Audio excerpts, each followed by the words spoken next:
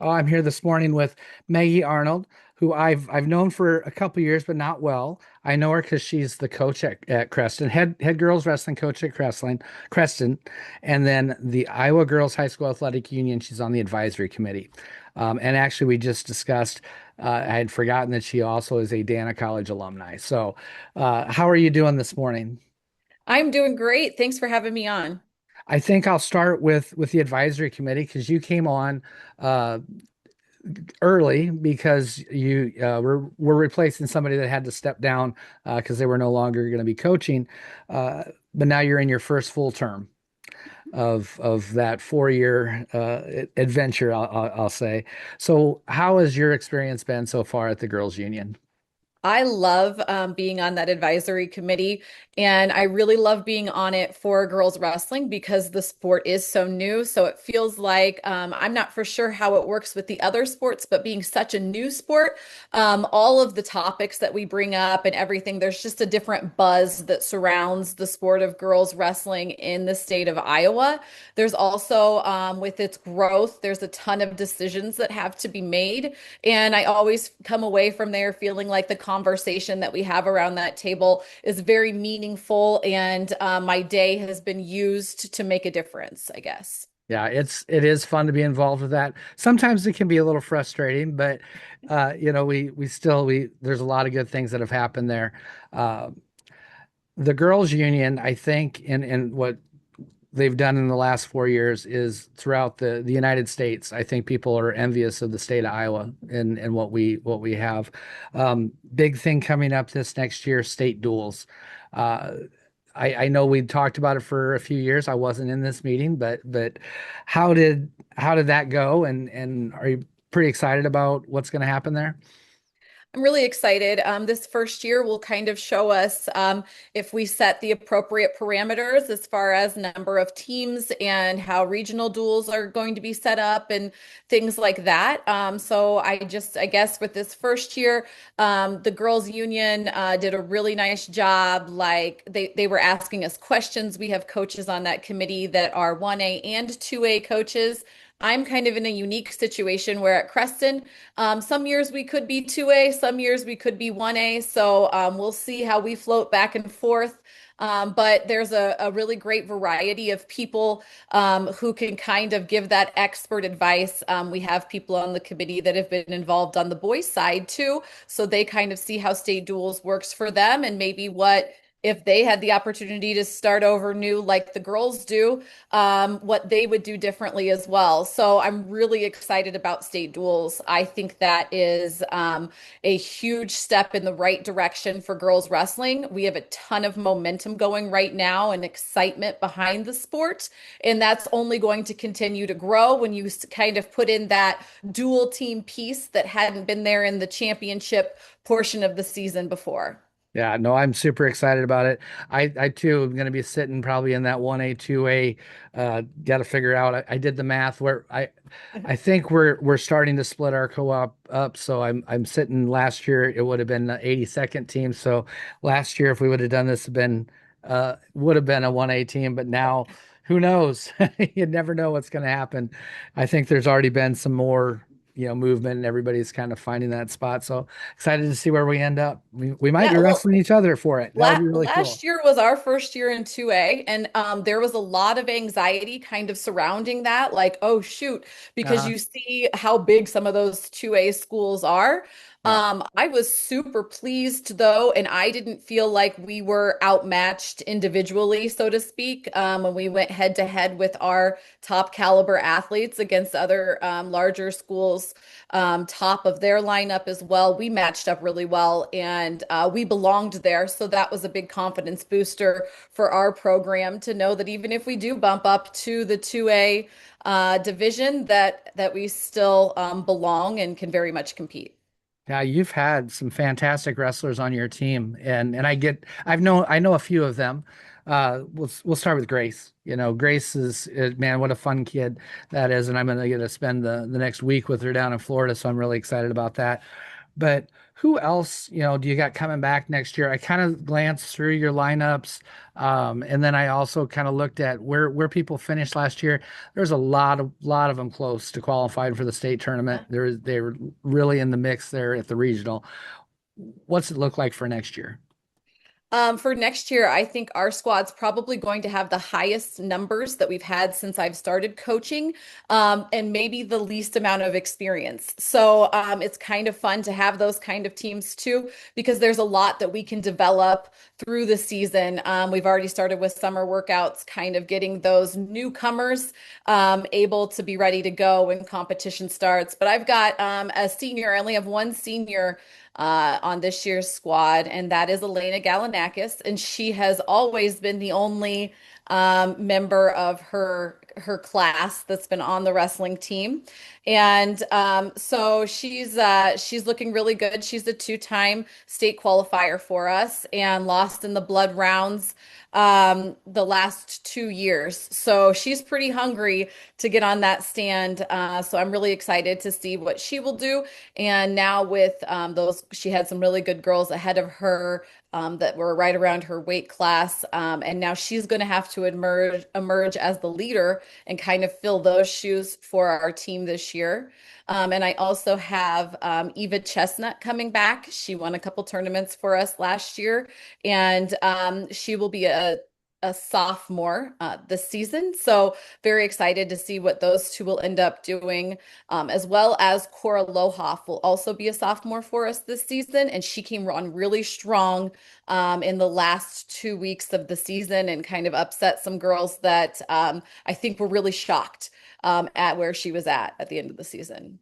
I just kind of glanced at I had track wrestling up and I just glanced a little bit. Man, that's a tough loss for Atlanta. A 2-1 decision to not move forward. Man. Yeah, so she's right there. She's really close. Do you have a large group of incoming freshmen then? And then with I guess I didn't even think about this. You might have the opportunity to have eighth graders wrestling this year also. How's that looking for you? We, as like a coaching staff so far, haven't discussed what it looks like being able to compete with eighth graders. I think we're kind of sitting still to see what that memo looks like from the state, the girls' union, to see what kind of they advise us to do in this situation. I guess too with competition dates. I don't know what certification looks like, things like that. So we're kind of waiting on the eighth grade piece. As far as freshmen are concerned, though, I only have one freshman that's come up that wrestled on our eighth grade squad last year. There's always some freshmen that decide, you know Yep. what? We're in high school. We're going to try something new. And so there will probably be, I'll probably pick up a few more that way as well. Yeah.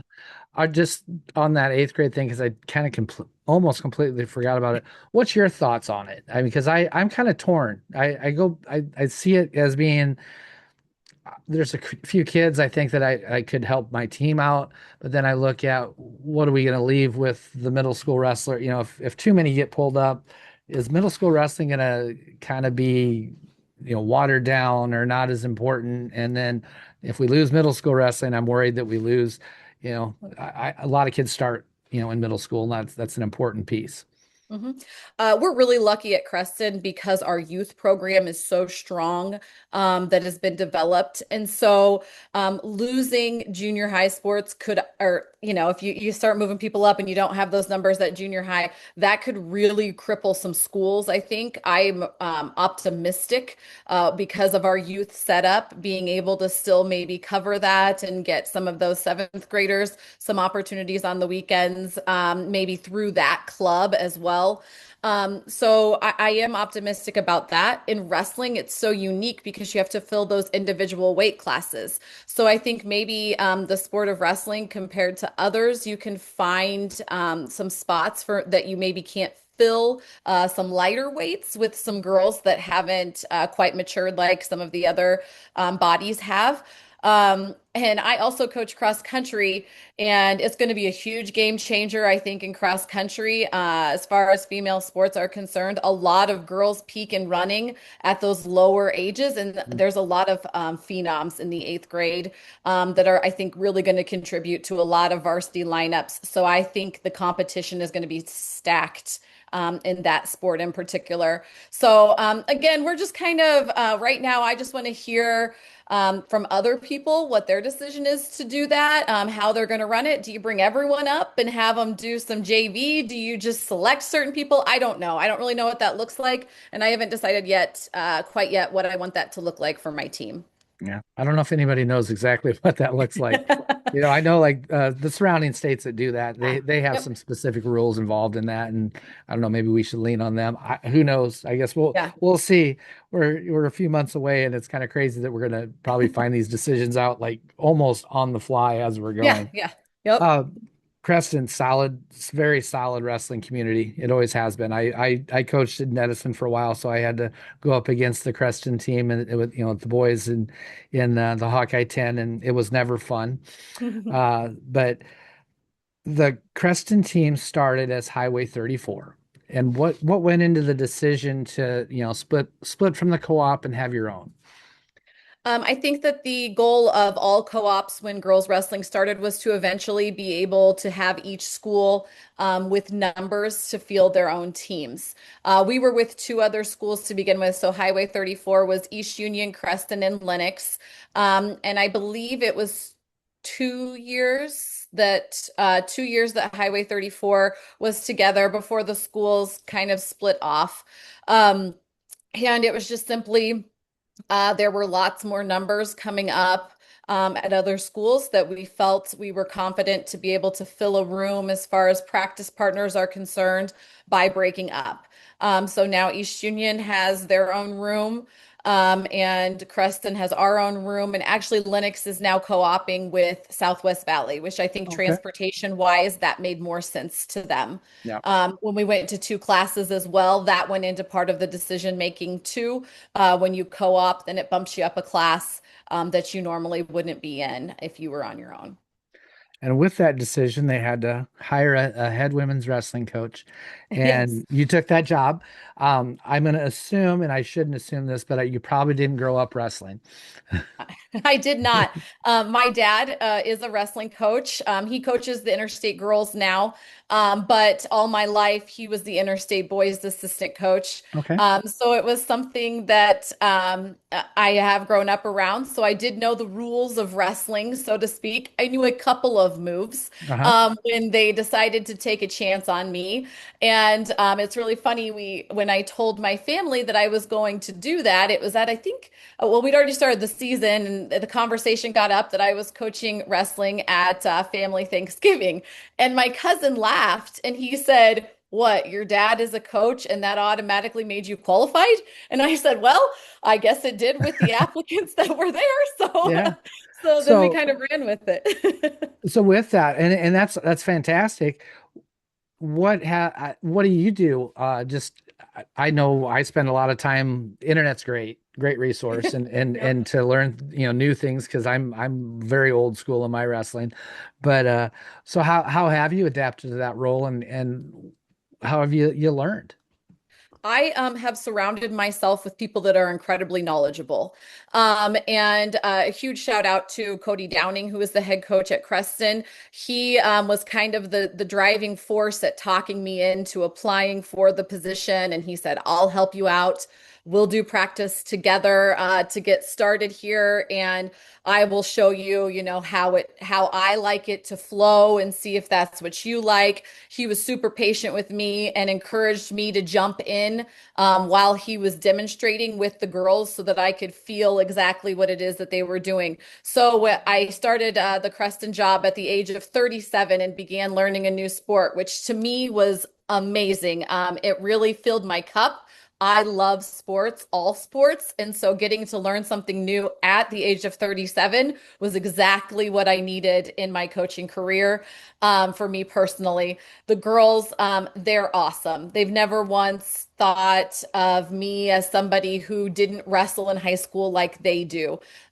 So I also have with me at every single tournament, and is Trey Chestnut. That's my paid assistant. He is young. I think he's 22 now, maybe 21. He graduated from Creston High School and was one of my former students and was in the room all of high school. So he kind of has an idea what the culture is at Creston and what we want to throw out on the mat as far as a product that comes out of our room. He's been amazing. And then volunteering with me the last 3 seasons has been Mario Galanakis as well, who we know is an extremely decorated wrestler. Yeah. And if anybody wants to challenge his knowledge, good luck, really. But they've been awesome. And I've learned so much from them. Sitting mat side with Mario, he's maybe one of the calmest people I've sat next to while the girls are wrestling. And he has really good insight and conversation as we're sitting there. He writes down, jots down things we need to work on the next time we get to practice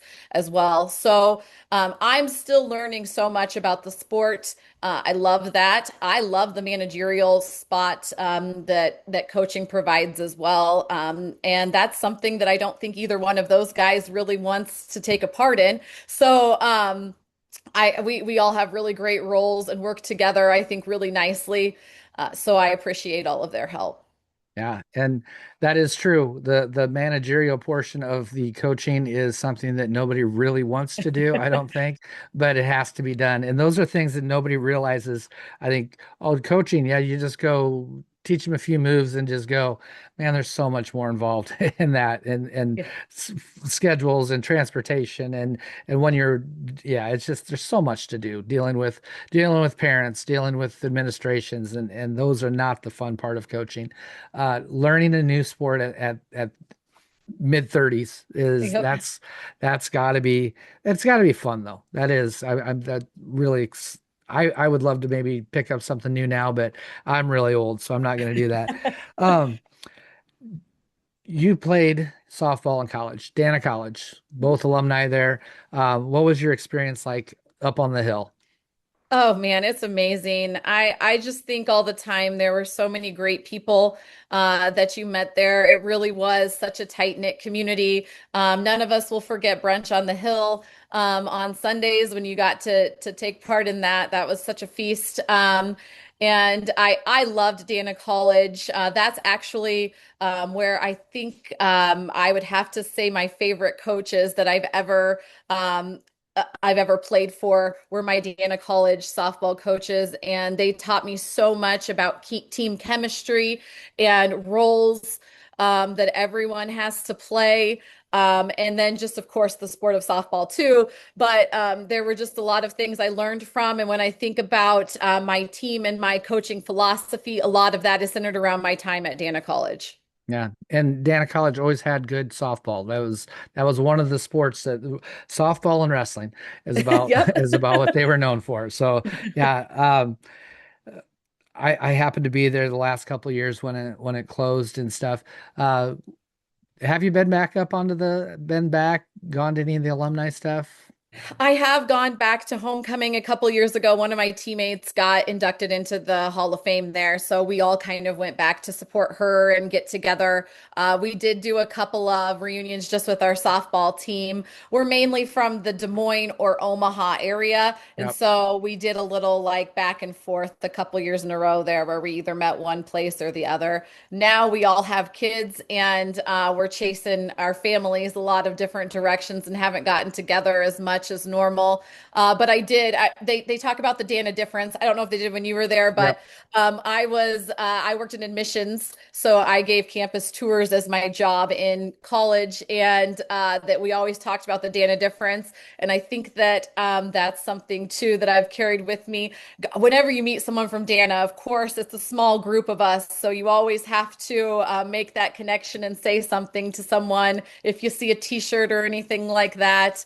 And even just yesterday, I had texted a couple of my teammates and a former coach to tell them about a triple play that my son's 10U team had. So the Dana difference is definitely still there in all those friendships and relationships that we built. Yeah, if you worked in admissions, I went to school at the same time as Denise work. Oh, yeah, Yeah, yeah. so she was a freshman, I think, when I was a senior, but knew her pretty well.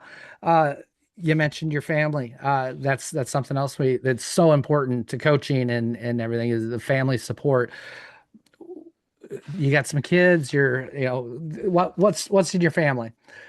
My husband and I are both teachers at Creston High School, and that's where we met at as well. So I've been there for 16 years, and he's been there for 18 years.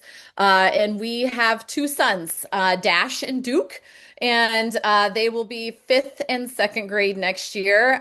So we're really proud of the family that we've started and that we've continued to raise in Creston. Both of us grew up in our hometowns that our parents grew up in and were raised there the whole time. So that was very important to us that once we started a family to raise them in a community until they've graduated for sure. And you said had a triple play. Oh yeah, that was What exciting. all sports are they involved in? We're just doing everything right now. There's no specialization in the Arnold house, but we've got some, flag football for the youngest one, and we went to padded football last year for the oldest one. I'm the cross country coach, so they run some 5Ks and stuff in the summer and the fall. And then we've got wrestling in the winter, and my oldest son tried basketball last year too. His dad is a basketball player. So there is a little bit of both. Uh-huh. We're sharing that right now to figure out what our passion is in the winter. And then we've got baseball in the summer. Wow, it's a lot. It's It is a busy, lot. busy time coaching on top of all that. That's a lot of stuff to do. But I like that they're not specializing, and that's something that I think more and more kids are giving up those opportunities. What's your thoughts on those types of things? I'm sure it's individualized, but as a coach, what do you think about specializing? I think that a lot of us form our own beliefs in how it was that we were raised and the way we grew up. I was a four-sport athlete, and I think that each of those four sports contributed to a lot of how I live my life today. So I can't imagine ever giving up one of those to specialize for another. Softball was my passion, so I did play that more often than the other sports, but it never took precedence over whatever our high school sport was. And I think that's super important. Community is really, really important to me. Obviously, I've chosen a life of service to a community. So I have a passion for contributing as well and just staying active. I love physical fitness, and I think that cross training your body is super, super important. So I'm not a huge fan of specialization. It made me love it once I got to college and I was only playing one sport. I never felt any sort of burnout or anything like that. And I think that that's a lot to do with the fact that I didn't just do that when I was in high school. But every person is different. What worked for me may not work for somebody else. And I think the makeup of each school is kind of different too. I mean, I was a small school kid, Yep. so you just did everything to help everyone out. You coach cross country. Did you run cross country as well? I did not run cross country. I have a track background and had coach track, but I'm giving it up for next year. Being a head coach of three sports was just, it A was a lot. lot. Yeah. Yep. And so I had done that for the last 3 years, and next year I needed to drop something. So track is getting dropped for next year. My kids are very busy in the spring, and I kind of want to play that mom role a little bit more closer with them and their activities. Well, one of the things that I really like to get to do is I like to get to know people, outside of the sport of wrestling, and we've started to do that already. But is there a hobby, something that people would not maybe believe that you do? I found so many different little things that people like to do. Some people crochet, some people sew, some people, are really into cooking. What's your outside of sports hobby? Well, I have a brand new hobby, and that is my sourdough making. And I have Oh, to give a shout out actually to my student, Jose, who he's a big sourdough guy and kind of got me interested in it. And he gives me a hard time because he feeds his and does a lot more with his sourdough starter than what I do. But that's a new passion of mine. And then also another one that the girls kind of got me into this last year was they like to bedazzle or rhinestone everything. And so I've done a couple of rhinestoning projects that I think are very relaxing and that I really like. So that's how, if you see me at the championships coaching, I'll have my rhinestone studded shoes on. And yes, they're homemade because they taught me how to bedazzle those shoes. that's awesome. We do uh kind of on that same thing, that keeping your mind off of the sport. We started a couple years ago coloring all the Oh, I time. love that. And it's honestly helped a lot. It was kind of almost embarrassing. One of the I don't know if it was the girls union or if it was the Dan Gable Museum was going around a couple years ago and asking, what you're doing, and my girls talked about coloring more than wrestling. And they showed them all the pictures that they had, so I was like, oh, we really should have talked about wrestling at that point in time, but oh well, it is what it is. um I just interviewed one of your former athletes, and she'll be on next week. uh Ended up moving to Ankeny, but she talked about a restaurant in Creston. And if you were going to go out any place in Creston, where's the go-to place? Well, you have to go to Mario's. I'm going to give him the plug again. Yeah. Mario's restaurant is awesome. My favorite thing to eat there is the souvlaki. That is like a Greek pork dish type of thing on a little skewer. You got to have that every time. Yeah. That's actually, she said the same exact restaurant, said that's the best place to go in Creston.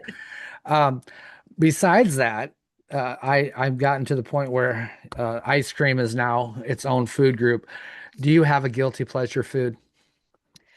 Ooh, I don't. I'm a sweet lover, everything. But I would say probably ice cream. Down here in Southwest Iowa, we have the Dairy Sweet in Mount Air, Mhm. and they have flavors of the day. And so I like to frequent the Dairy Sweet on Fridays for their raspberry ice cream. Very nice. Yes, I love ice cream. It's my favorite thing in the world. Yeah, definitely. So I that's why I have this bikini body that I do, that's quite rounded anymore. Um, you mentioned Southwest Iowa, and I was going to talk about this earlier. Southwest Iowa, probably the least, is amount of population in the state of Iowa. But man, the wrestling's really gotten good. For the boys, that Hawkeye 10 conference has always been really tough. But for the girls, we're really starting to see the Southwest Iowa, I think, emerge as a really solid place to wrestle. Riverside, Creston, on the larger school side, you got Lewis Central. Uh, what do you think? Is it just the tradition of that area that's doing that, driving that, or what do you think Southwest Iowa's doing to improve their girls wrestling? I just, yeah, like you talked about the tradition, wrestling has traditionally been known as like a blue collar sport, and that's a blue collar area. And dad and grandpa and uncles all did it. And then we've had some excellent girls come out of this portion of the state that a lot of people look up to, like a Molly Allen Yeah. and girls like that. That I think those ladies, Molly's coming back to Southwest Iowa and doing several camps this summer, and I really think that that's excellent for our girls to have a role model like that to look up to. Yeah, and she'll be sticking around Iowa, it sounds like. So Yes, I love very, that. very excited. I'm an Iowa State fan, so Me too. I'm Me too. super excited for Allie to have that team and see what Iowa State can do. Um, Next thing I like to talk about, vacation bucket list, and with having kids, and man, it's tough to travel, and usually, with me, my travel revolves around sports. That's what I get to do. But do you have a bucket list place that you and your husband want to go? Well, we've kind of gotten into, thanks to our oldest son, national parks. So that's been Oh, his big passion is making sure he hits some national parks. He got a water bottle for Christmas that you can put the sticker on for each park that you go to. So he's really looking to knock those out. Now, his ideas of the ones he wants to go to, as opposed to mine, are a little bit different. But the Southwest in America is a place I really haven't traveled much, like the Arizona, hmm. New Mexico area, and that's appealing to me. So that's some place I want to go. But again, when you were talking about revolving around sports, when you've got that free time, the weather is not favorable for a vacation in that area No. when I am free. So it's just not some place we've been yet. But yeah, I would like to travel to the Southwest. I definitely do that at some point in time. My brother taught school in Las Vegas all the way through my college years, so I spent a lot of time in Las Vegas and that, Arizona, Southern California. Just I really like the desert, so definitely recommend doing that. Um, your story is unique. I mean, not so unique to girls wrestling because, there's a lot of coaches that they said, well, why don't you try this? Why don't you do this? And it probably was a little scary that first little bit, but what advice would you have to someone in that same boat, or even girls that aren't sure if they should go out for wrestling? What advice would you give them? I think my advice just to all girls, especially that are junior high, high school age, is just to be brave.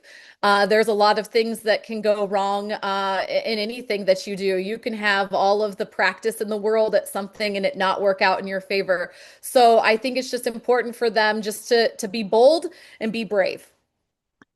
What do you think the sport of wrestling, since you've been part of it for just a few years now, what do you think it's taught you?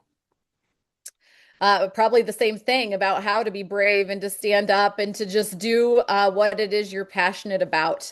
I just think how scary it must be to walk out on the mat for the very first time and wrestle a match. And I look up to my athletes just as much as I hope they look to me as their leader, because that is incredibly courageous of them to be able to go out there and go to battle for their town and their teammates and their entire community. Very good. So when we look back and I'm kind of at the end of my coaching career, and a lot of times I like to look back and I like to see, what's been accomplished, but the accomplishments really aren't what I look at. What are you thinking when it's time to look back, when you're sitting on the porch with your husband and you're yelling at some kids to get off your lawn? What do you think you'll remember most about? And let's not just limit it to wrestling. How about all the sports you've coached? I always like to look back at weddings, especially when you get that wedding invitation. That's a pretty big honor that some of these kids you haven't talked to for 5 to 10 years, they've gone off on their own, they've established their own way in the world, and then you get that wedding invitation or that baby shower. Now I've got baby shower invites. That's how long I've been doing it.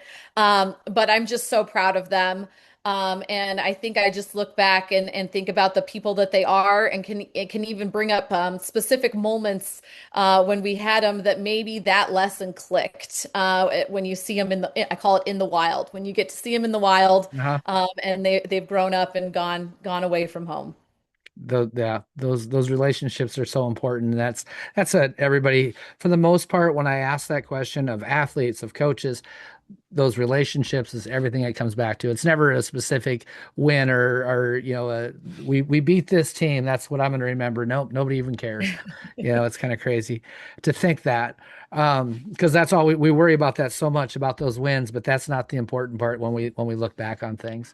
Um, One of the hardest things I have to do when I do these interviews is I have to come up with a thumbnail tagline, and that's not an easy task. And do you have you with your journey in wrestling, with your journey in coaching, can you think of something that you would describe your journey as, a tagline type? Ooh. Um, well, honestly, it might just can I steal from Nike Sure. and just do it. I like it. Because I don't think that we know exactly what we're capable of until we try it. So just do it. Get out there and do it. Oh, well, let's I'm going to add to that. What did you say? You said at the end, we're not sure of what we're capable of. Yes. Yep.